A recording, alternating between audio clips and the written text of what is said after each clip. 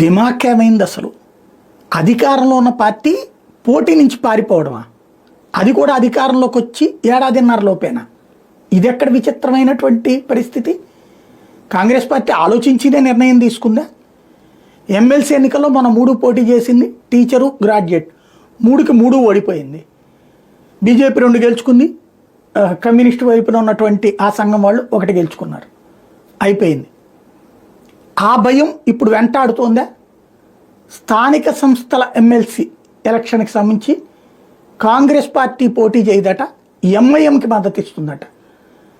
అక్కడ మనం ప్రభావవంతంగా లేవని ఎంఐఎంకి ప్రభావవంతంగా ఉంది. ఎంతకంటే సిగ్గుచేటైన వ్యవహారం ఏమైనా ఉందా? ఇది 2 కోణాలు.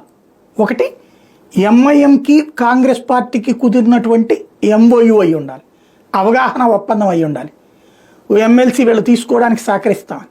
2, ఇక్కడ కనుక ప్రత్యక్ష ఎన్నికల్లో ఓడిపోతే పరువు పోతుంది కాబట్టి, రేవంత్ రెడ్డికి థ్రెట్ అవుతుంది కాబట్టి తప్పించుకోవడానికి పోటీ చేయకపోవడం అవ్వాలి.